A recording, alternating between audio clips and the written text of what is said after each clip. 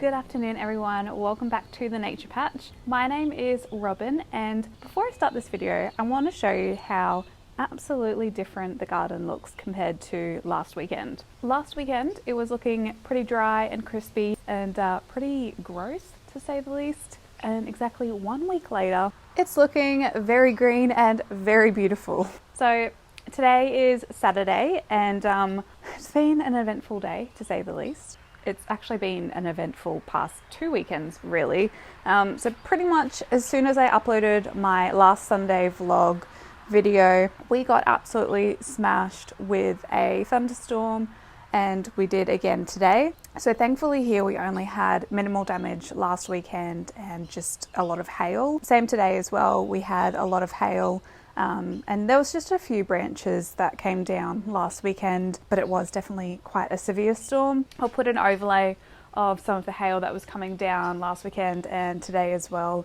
Thankfully it wasn't too big, but we did have to kind of rush to get the cars under cover because I definitely didn't want the cars out in storms like that. So we got about 20 mils last weekend, and I'm just about to go and check the rain gauge now to see what we got today. The set of storms that came in today, oh, it's very bright now, was pretty nasty actually. So that's actually full there. So I'm gonna say we got around 27 mils or so just in today. And as you can see behind me, the garden has come alive and is looking super beautiful. I absolutely love this time of day in the afternoon light after it's been raining. Everything just seems to sparkle a little bit. But yeah, as I was saying, last weekend and this weekend the storms were just really nasty. They're not the nice rumbly rolly storms that come in. They were pretty much mini supercells and they're still going on around me at the moment. They just build up so quickly, so you're not too sure if you're going to be in the path or not of them.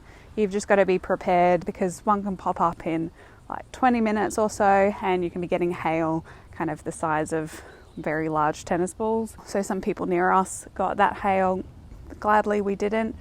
The place that we're moving to, unfortunately, last weekend got absolutely hammered with the storm, where power lines were down everywhere.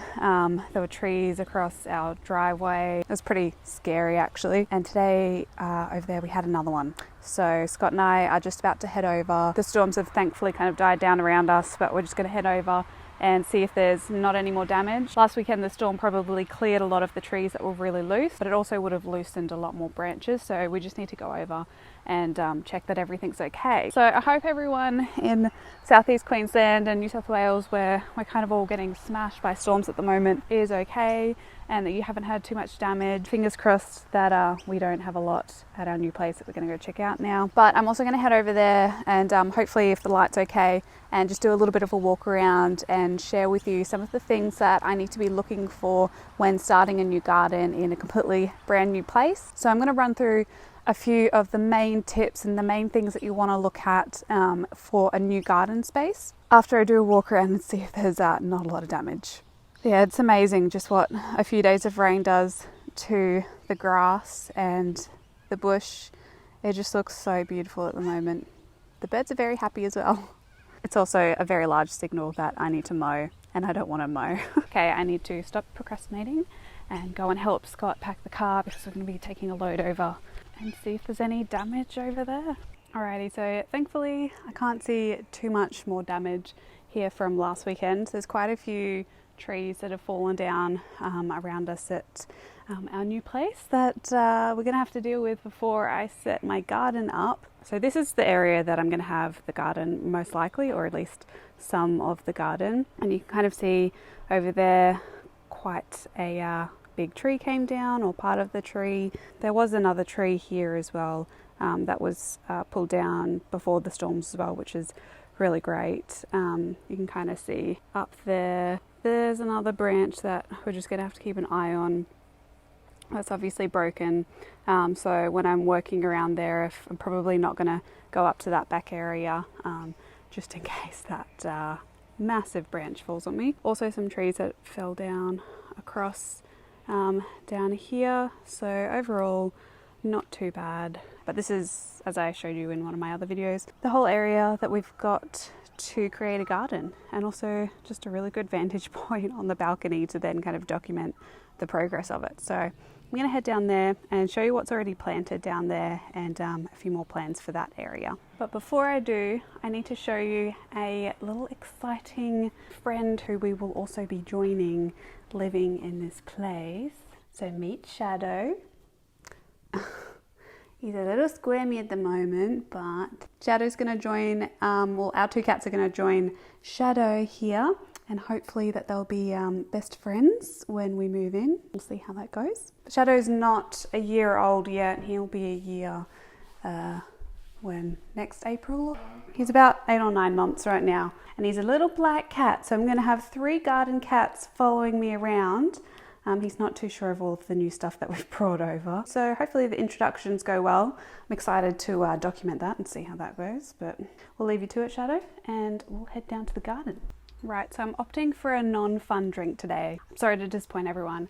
I have a glass of water, but like all of my videos, I would recommend grabbing a cup of tea or coffee or alcoholic beverage or whatever takes your fancy throughout this video. And we're going to go head down and chat about a few things that I really need to consider even before I want to put my garden in this area. And these are kind of points that can apply to anyone really before you start a garden. So I'll take you down to the garden area.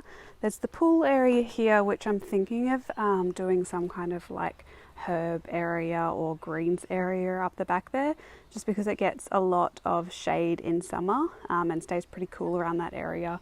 So I might put quite a few of my pots up there. But as we head down, it's quite slippery at the moment from all the rain. Some lovely birds around as well to join us. So as we're looking at this area, it brings me to my first point that is really important to consider before you put your garden where you think you might want to put it. And it seems really straightforward, but the first thing that you really want to consider is where the sun is going. We're pretty lucky here that we get really good sunlight throughout all seasons. In winter, we're not constrained to those kind of really short, dark days like some of the really southern areas and the northern areas of the world. But that being said, summer is usually the harshest time for us to garden, and right now is a great time to come over during these times, and I can actually see where the sun is setting. So it's setting over that way there. So I know it sets over there, over in the west, and what I can do is just look where it's setting and go opposite right now to see where it's going to rise. And then I get a really good idea of where it's going to be coming over. Usually in summer, obviously the sun is going right directly over us. So it's in the sky for a long period of time rather than circling around on an angle like in winter. So because the house is situated behind me right now, it's actually going to start to get shaded in this area about 4 o'clock or so. So that's really, really good. I've also got a big tree here, and this is going to give a little bit of shade. We've also got all of these trees around here, which are going to bend over and give a little bit of shade to this area as well. So it's important to not only think about the season that you're in right now, but also in winter as well. So the main things to consider in summer is that you're going to be able to get some shade. Afternoon sun is generally harsher than morning sun in the area that we live, so obtaining afternoon sun is really, really important. And then obviously a good amount of sun in winter is also important, which this area definitely gets. But that doesn't constrain me to just that area. You can start to create little mini microclimates all around the area, which is definitely something that I'm going to be doing. But this house here is kind of on a wooden pole house, and we've got all of this underground area as well, where it's going to be great to start seeds and grow lettuce and greens. And then all of these different little pockets around the garden, like up in the bush and around here, where we can start to create those microclimates. But when choosing the main veggie area that you're going to have, you really want to be looking at sunlight. So before I continue talking about what I need to consider, I'll show you these few trees that we have planted in here. So this first one here is a Tahitian lime tree. I absolutely love Tahitian limes. Big fan of cocktails, so you know, I kind of got to. But these will definitely come in handy for all of my cooking and other projects. And there's also another citrus tree here. I think this is a lemon tree. It doesn't have a tag on it, but it's got a few little lemons on it or citrus on it right now. So I'm going to need to give that a prune in the next few weeks. But then right here we have this lovely mulch pile, and this is going to be my best friend in the next few weeks. I'm going to have to move all of this, because what I'm going to be doing in here is we might be getting a bobcat in to flatten this area out, but you kind of see how protected it is from all of these trees here. And my second thing that I would really recommend considering is where the water moves through the landscape before you put your garden in. And the reason why I've chosen this area here is because you can see it's on a slight slope here, and I know that the water runs down in this landscape here. So hopefully if I put my garden beds here and provide a little bit of a bankment to help stop that water using permaculture principles, I can catch some of that water that's coming down from the slope down here that can then water the garden beds here. You definitely don't want to be planting a garden obviously in an area that is a washout area where you're getting a lot of water in one area. Obviously your seeds aren't going to like that, nor will your plants, and your beds could wash away, particularly where we are at the moment, because we get really harsh monsoonal rains where we can get hundreds of mils in a month or so, and that's really not good for setting up a garden. Similarly, you don't want to be putting it in a little ditch as well, because that's where your water is going to be pooling. And all of these little principles can apply even in a small space in a small garden as well. We're considering things like a fence that you've got in your garden, which is going to block shade, or whether you've dug out a different area of your garden, or if you've got an existing pond or something like that. These points are really important to consider. And the last main point, which I would kind of argue it's a point yes and no, is to look at the soil type in the area. Now you can create your own soil, so you're definitely not constrained to the ground soil that you're using. Being eaten by mosquitoes here. Generally the things you want to look out for is whether you've got really large boulders in an area, or if you've got a really rocky area and you have your heart set on creating like a small scale farm, or just a really large cropping area where you need to kind of turn over the soil a little bit. Putting in all of that effort to dig over the area with large boulders and large rocks, it's just really not worth it. And that's where it's really great to see whether you're in a sloping area like this area here, where generally, because it's a sloping area, sediment over the years has been washed down, and I know that there is good topsoil in this layer. If I had no idea about this land and I had never been here before, I would just dig around different areas of the garden and just play around with the soil, see what's underneath the surface layer, and then decide where I want to put those larger crops. And if the area is perfect, i.e. with the water flow and the sunlight, but the soil type is really crappy, then you can build raised beds in that area as well. And while a lot of the time I really advocate for kind of that no dig principle and creating your own soil, there is really nothing wrong with using perfectly fine soil if you have that anyway. So where the sun is, where the water goes, and also what the soil is like are the three main things that I would consider before you even think about putting a garden bed down or planting seeds in an area.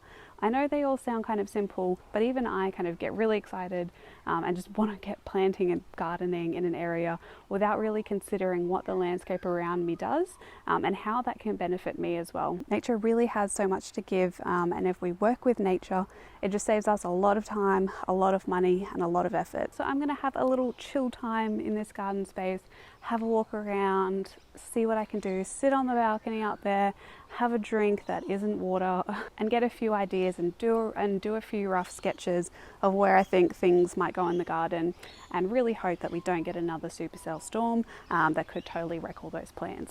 Thank you so much for watching this video. I really hope you enjoyed it and you found it useful. If you did, make sure to give this video a like and subscribe for more content and seeing how I create a garden from scratch. Going to try using permaculture principles and turn all of this space behind me into a beautiful, productive garden. I hope you're all having a lovely day wherever you are in the world, and until my next video, happy gardening everyone. Bye.